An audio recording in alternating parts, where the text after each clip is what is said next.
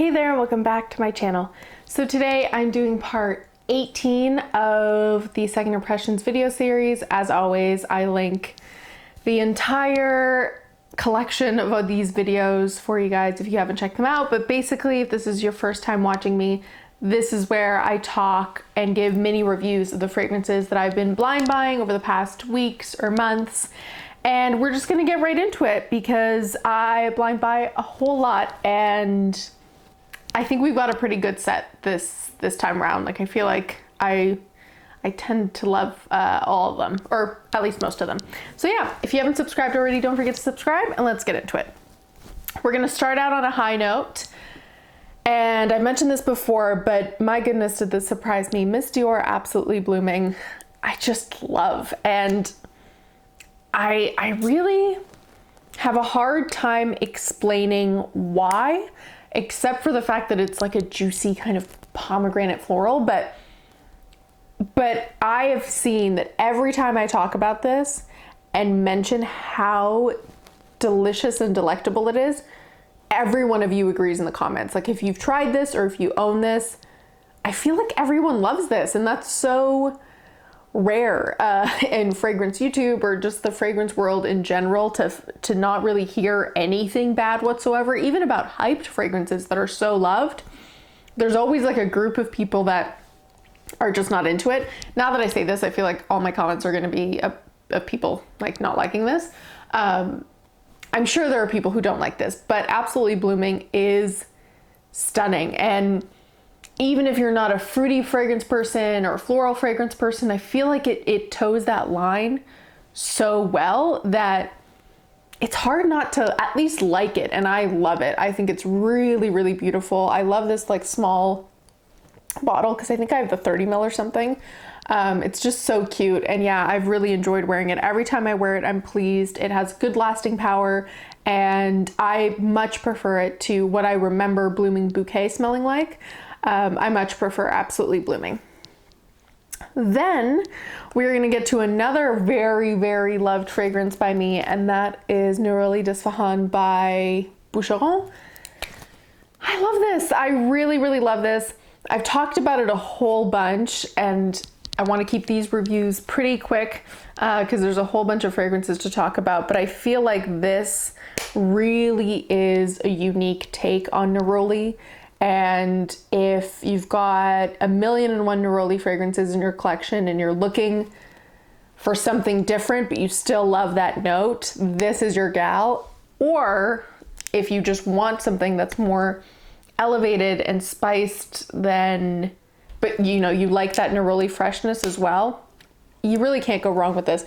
It's also a beautiful bottle. I feel like this collection doesn't get really any hype. I have been wanting this for so long before I got it, because I just had kept up with Boucheron. I'd kept up with this range when it first came out, but I don't think it gets a lot of love on here, and I think it's stunning. And when I do wear it, I have had people just, you know, smell the sillage and be like, what is that?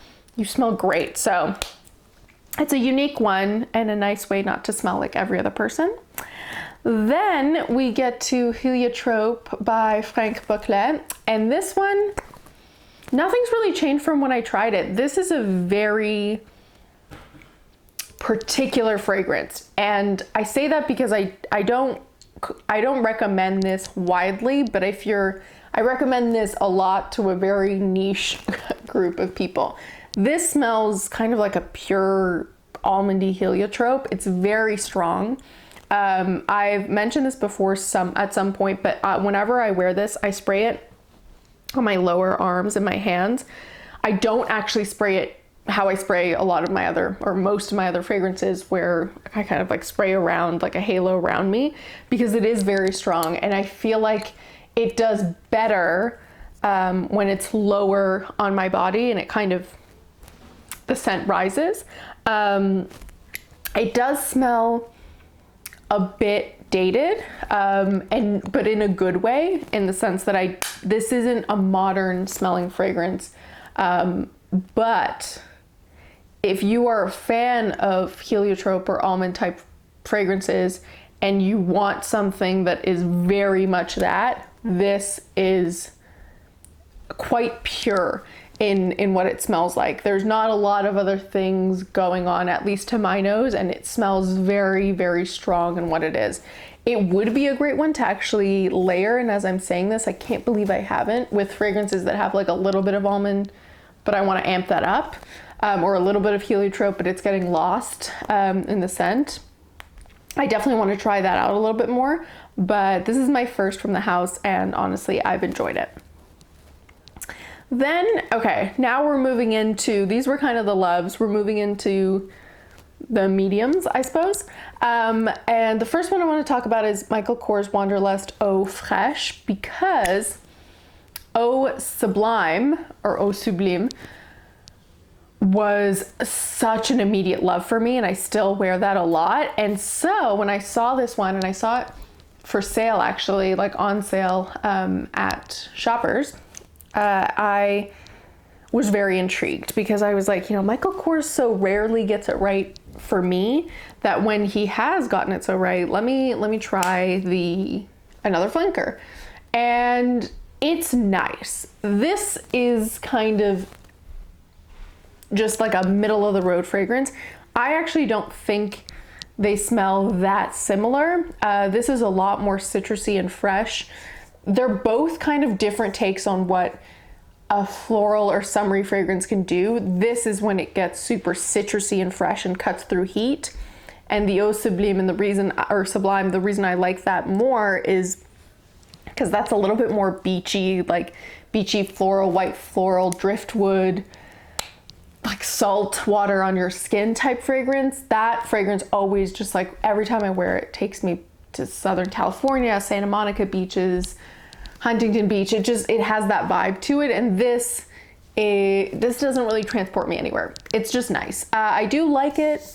I think it's, you know, if you find it for sale and on sale, I would kind of like medium recommend it, but between the two, Eau Sublime is better. Then we will get to Safonad, and Safonad by Parfum Neroli was one that I was really, really looking forward to trying and having. And I went very up and down with it. When, like, the first impression of it wasn't too spectacular. I felt like I couldn't smell it, and then it just smelled like Classique to me, and it smelled like other orange blossom fragrances. It took a while for me to actually see all that this is, and it's hard to talk about because I feel like I like it. I mean, there's nothing, absolutely nothing wrong with this, but it's also kind of doing nothing at the same time. Nothing that hasn't already been done, and that isn't like a bad thing. This is also doing that. I just had higher expectations for Parfum Neroli, for this price point, for really everything. This is my least favorite bottle, and I always knew it was going to be, because I like the painted ceramic feel, and this one's just clear. That's like a superficial thing to mention, but I thought I would. But it's also the scent that I find the least intriguing. It has better lasting power than Delina, but whether or not you're into Delina, it is more interesting than this. This is, like, it's very close to other fragrances that I have in my collection, and so certainly very close to other fragrances that I don't even own. And yeah, I feel like they could have gone in a more interesting direction with that one, even slightly. So yeah, that's like a very good, easy, middle of the road fragrance for me personally. But if you don't own a lot of fragrances in general, and you want to get into like a sweet floral, orange blossom, white floral type scent, then it is a nice one, and I definitely wouldn't shy away from it. But you know, if you're gonna go in that orange blossom Neroli route, like I would go over this, easily this over Safonad. And that's just like a personal choice, but it is a nice one. All right, so now we move on to Gucci Bloom Acqua di Fiori. This one, I honestly, again, got because I saw it on super sale in person and it's harder to resist in person. I've always thought that this is actually a really nice take on a green floral because green fragrances, I feel like there's such a delicate balance to strike for me because I do like them, but they have to be done in a certain way. And usually it's the kind of genre fragrance that if it's inexpensive, it doesn't really go well, to my nose anyways. But Hermes does really great ones, green florals. Gucci with this is a green floral that I like. It's earthy, it's green, it's leafy, but it's definitely still kind of, I don't know, like it definitely has like a heart that's floral, of course. But yeah, I really enjoy that green element to this because I think it's really beautiful in this fragrance, and it's not something that's like beyond unique, but it's well made and you just smell like a classic sophisticated woman, and I really do like it.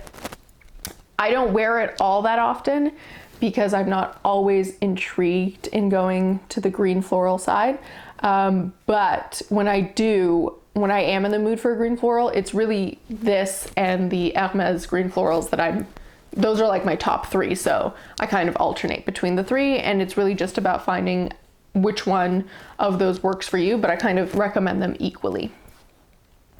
Then we get to a super cheapie, which was one of those like random buys of just, why did I do it in the moment? I have no idea, but it ended up surprising me slightly. So this is Wood Dsquared, I believe. Yeah, I believe that's just what it's called. I'll put the name, obviously. I expected this to be a lot more youthful, and don't get me wrong, it's not like a super sophisticated scent, but it smells, I expected it to be even more youthful than it is. Maybe that's just my impression. I expected it to be worse than it is, and it really isn't. It kind of smells like it could be a Hollister fragrance, but like the better of the Hollister fragrances. It's super juicy and fruity and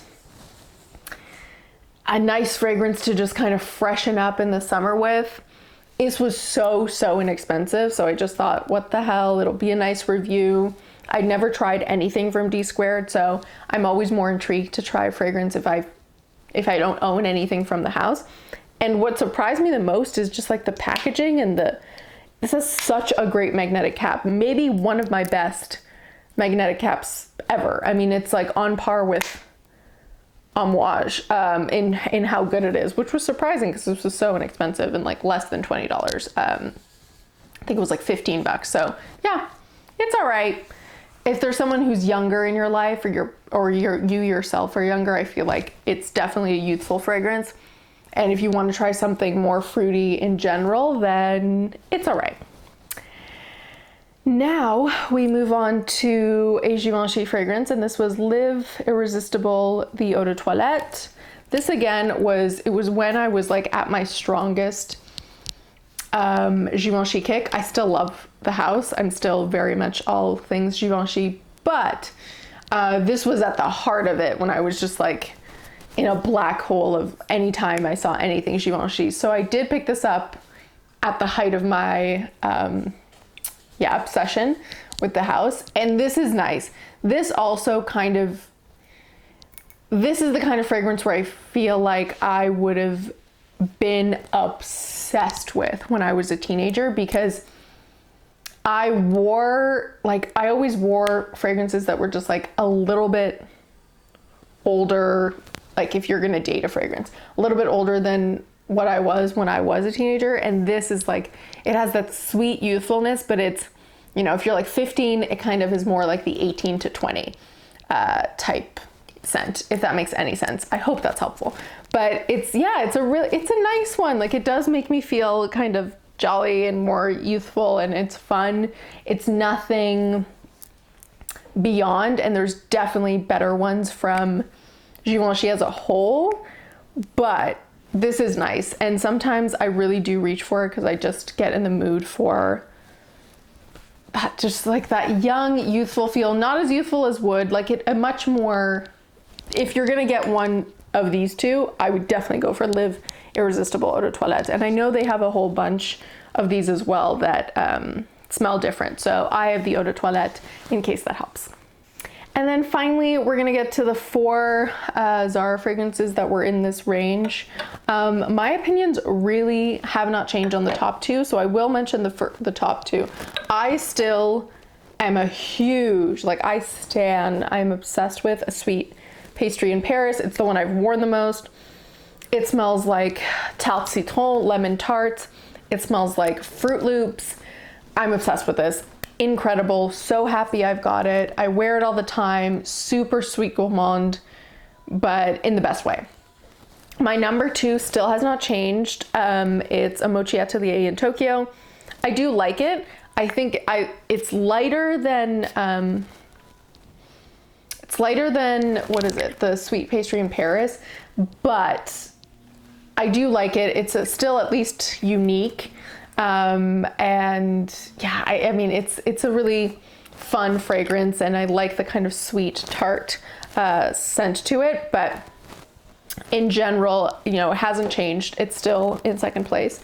My 3rd and 4th, I flip-flop. So I still think a Daisy Bouquet in London is the least interesting of the bunch. It is just it's like the only one out of all of them where I'm like, okay, I mean, it's nice, but the first 2 were so impressive that this just kind of falls flat. That being said, I have been wearing it a lot more than I thought in spring because it's just such a quintessential spring fragrance that I feel like I'm drawn to it. I'm like, all right, it's easy just for work. It's just like an easy fragrance to reach for. But I still think that in 3rd place, I would put a Book Liaison in Lisbon. Even though it's a Chypre, this is actually one of my more favorite Chypres, and scent-wise, it is better than a Daisy Bouquet, or yeah, is it a Daisy Bouquet in London? The Lisbon one is definitely better in scent. I just think time of year wise, I ended up wearing the London one a little bit more the past 2 months or so because it's just such a spring type fragrance. So yeah, I hope you guys enjoyed. Don't forget to let me know in the comments below how you feel about these fragrances, if you tried any of them, and I'll see you next time. Bye.